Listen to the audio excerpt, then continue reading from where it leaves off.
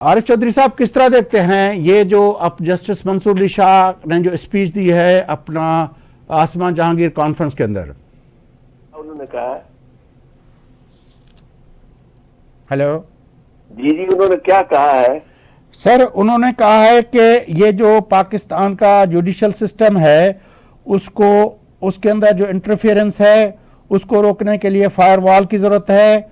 उसने ये भी कहा है कि हमारे जजेस की ट्रेनिंग के लिए बहुत ज़रूरी है कि वो जो अब जुडिशल एकेडमी है उसको फंक्शनल किया जाए। उसने ये भी कहा है कि हमारे पास जज जो हैं वो उनकी तादाद इस वक्त फंक्शन जो तादाद सेंक्शन स्ट्रेंथ जो है वो 4000 है, लेकिन काम सिर्फ 3000 जज कर रहे हैं, लेकिन हमें ज़रूरत 21,000 जजेस की है।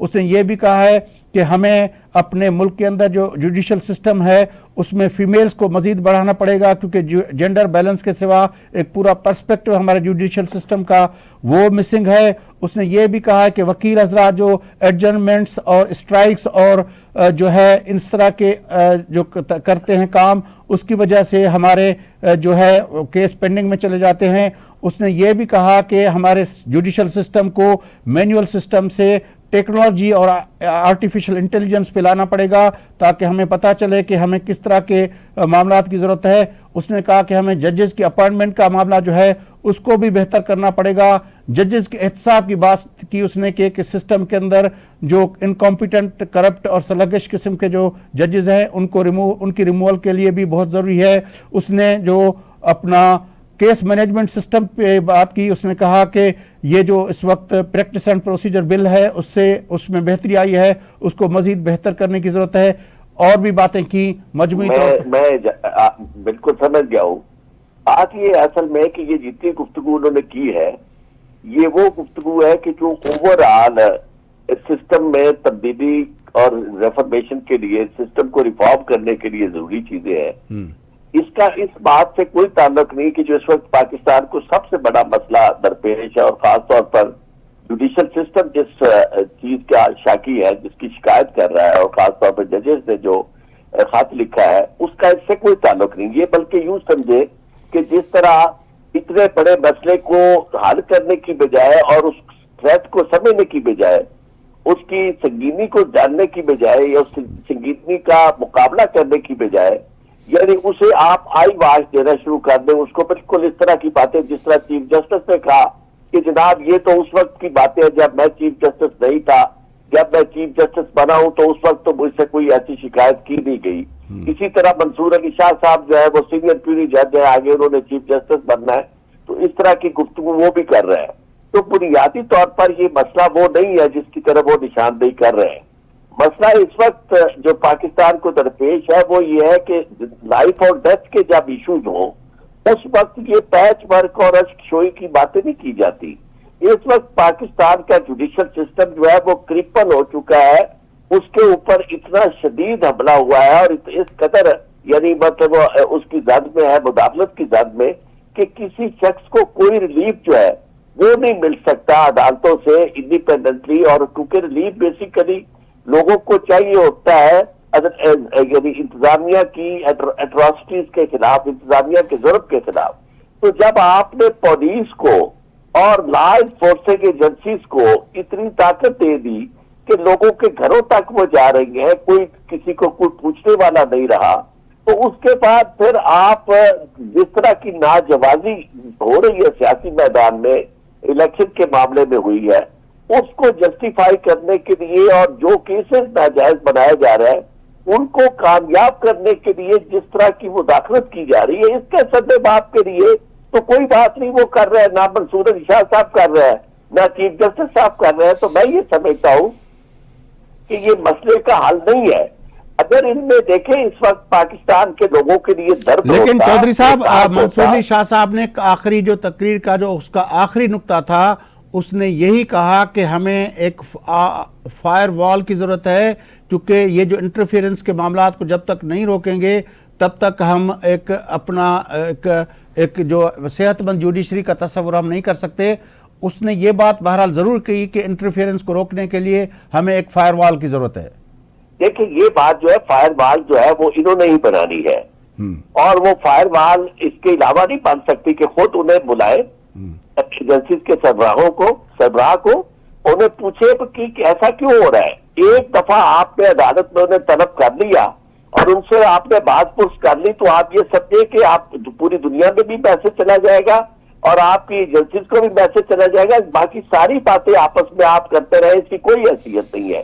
लेकिन चौधरी साहब, सिर्फ इंटरफेरेंस एजेंसीज का तो मामला नहीं है। आपको याद होगा कि किसी जमाने में सजाद अली शाह की जो कोर्ट थी उसके ऊपर PMLN की तरफ से मदाखलत की गई, और किसी ज़माने में आपको याद होगा कि जब PTI की हुकूमत थी तो उस वक्त जो है काजी फायज ईसा साहब को जिस तकलीफ से गुजरना पड़ा, तो इंटरफेरेंस कोर्टों के वो इंटरफेरेंस ही थी हजूर। काजी फायज ईसा को जिस तकलीफ से गुजरना पड़ा, ये बेसिकली एजेंसीज का ही मामला था जिनके खिलाफ इन्होंने रिकमेंड किए थे एक्शन। वही मामला जो धरना केस का आज भी फैसला मौजूद है और उस पर अमल बरामद नहीं हो रहा, ये वही बात थी। सज्जाद अली शाह साहब का मामला जो था, उस वक्त मुदाखलत बराए रास्त जो थी वो हो रही थी पीपल्स पार्टी की गवर्नमेंट की तरफ से, और ये मामला जो है इस वक्त मैं ये समझता हूँ कि इन इश्यूज को हम साइडलाइन करने की कोशिश कर रहे हैं, और ये इतना साइडलाइन करने से मसाइल हल नहीं होंगे। अगर वाकई सीरियसली इसे एड्रेस करना है तो सीधा सीधा इन्हें वही तो मैं कह रहा हूँ ना कि सिस्टम जो है, एक अदालतें हैं, एक बार्स हैं, एक पार्लियामेंटेरियंस और पॉलिटिकल पार्टीज हैं, और एक हमारे जो इदारे हैं जिनको सिक्योरिटी एजेंसी के एजेंसीज कहते हैं हम।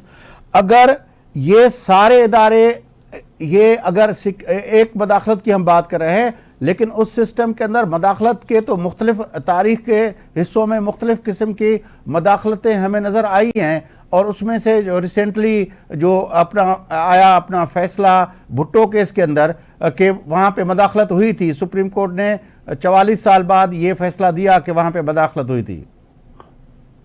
बात यह है, मैं आपको एक अर्ज करूं कि सुप्रीम कोर्ट ने ये कहा कि मुदाखलत हुई थी, और इसको उन्होंने बिल्कुल बजा तौर पर कहा, और इतने अरसे के बाद ये कहा। अब ये किसको नहीं पता कि मुदाखलत हो रही है। मामला ये है कि उस मुदाखलत का आफा किस तरह करना है, उसका इलाज किसने करना है। उसका इलाज जो है वो इंडिपेंडेंट जुडिशरी ही कर सकती है खुद, यानी जो उन्हें किसी से पूछने की जरूरत नहीं है। उन्हें पता है कि जब जुडिशरी जो है वो ताकतवर होती है, तो हमने ये देखा है कि वो ना IG की जरूरत होती है, ना किसी लॉ इन्फोर्सिंग एजेंसी की जरूरत होती है कि वो उसके बाद दम मार सके। लेकिन जब जुडिशरी खुद कमजोर होती है, उसके अंदर पुराने, अब काजी फायज ईसा साहब के मामले में भी जुडिशरी जो थी आपस में डिवाइडेड थी। उसके बाद काजी फायज ईसा साहब की सरबराही में भी जुडिशरी जो है उसको आपने इस तरह कमजोर कर दिया। ये आपने लेकिन काजी फायज ईसा साहब के मामले में हमारा जो उस वक्त इलेक्टेड सिविलियन सेटअप था वो इस्तेमाल तो हुआ, क्योंकि वो जो एडवाइस गई थी, वो जो रेफरेंस किया था, वो प्राइम मिनिस्टर की तरफ से गया था। आज भी वही इस्तेमाल हो रहे हैं, आज भी सिविलियन सेटअप ही इस्तेमाल हो रहा है हर मामले के लिए। बात यह है कि आगे कौन है जिन्होंने फैसले ये इस वक्त किए इमरान खान के, वो कौन है करने वाले? जजेस है। लेकिन बात यह है कि उनसे फैसले करवा कौन रहा है? वो चीख कर कह रहे हैं कि जी हम फैसले नहीं करना चाहते ये, और हमसे करवाए जा रहे हैं, फैसले खुद बोल रहे हैं। और उसके बाद अदालतें आपसे पूछती है कि जी इसका फायरवाल किस तरह बनाई जाएगी।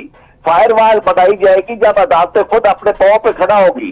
अदालतें आपस में एक दूसरे के साथ ये नहीं करेगी कि जनाब आप इनकरेज करेंगी कि जनाब लोग जो है खड़े होकर उनके खिलाफ रेफरेंसेस फाइल करना शुरू करते और उनके साथ ब्लैकमेलिंग शुरू हो जाए। जिन जजेस ने ये हिम्मत की है, 6 जजेस ने, कि उन्होंने इस मसले की निशानदेही की है, उसका तदारक उस सूरत पे भी होना चाहिए था जो इससे पहले अजीज वो जो सिद्दीकी साहब ने का जब केस डिसाइड किया गया, तो उस वक्त सिर्फ उनकी तनख्वाह और मुराहत की हद तक नहीं होना चाहिए था, बाकी चीजें भी देखनी चाहिए थी कि जिन लोगों ने मुदाखलत की है उनको भी पूछना चाहिए था। उस सारे मामले में जब तक अदालतें जो है ये बात तो चौधरी साहब आपकी बिल्कुल करके नहीं आती, उस वक्त तक मसला हल नहीं हो सकता। चौधरी साहब ये बात तो आपकी वजह है, क्योंकि आप हमसे ज्यादा उस तारीख से वाकिफ हैं कि जब असगर खान केस के अंदर जो उस वक्त के अपना जो एफिडेविट पेश हुए सुप्रीम कोर्ट के अंदर, अगर हम उनको ही सीरियस लेते तो शायद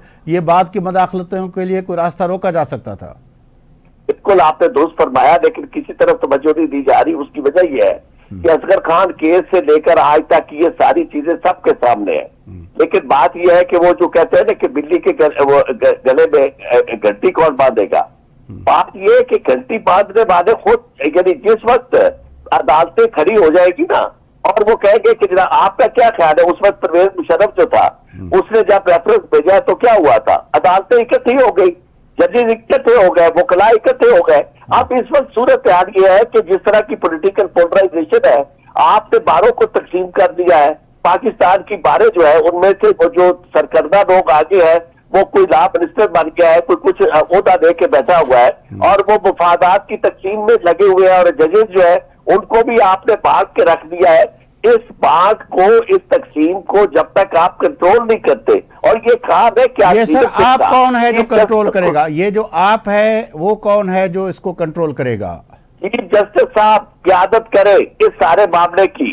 एक chief justice can change the entire scenario. अगर आज काजी फायद ईसा साहब ये पैसेज उनकी तरफ से पहुंच जाए, बजाय इसके कि वकला की तौहीन करने के, वकला की बेइज्जती करने के, अगर वो एजेंसी को एक तरफ कर ले, क्या जरूरत थी चीफ जस्टिस साहब को कि वो जनाब वो कर रहे थे कि जनाब जाके उन्हें प्राइम मिनिस्टर मिल रहा था। प्राइम मिनिस्टर जो है वो क्या इन एजेंसीज को कर सकता है? एजेंसी की वो पैदावार है। आपने अगर कुछ करना है तो जहां मसला असल है वहां कीजिएगा। चौधरी साहब, ये बड़ी आपकी वैलिड तजवीज है कि जहां मसला है वहीं पे एड्रेस करना चाहिए। चौधरी साहब, आपकी बड़ी मेहरबानी।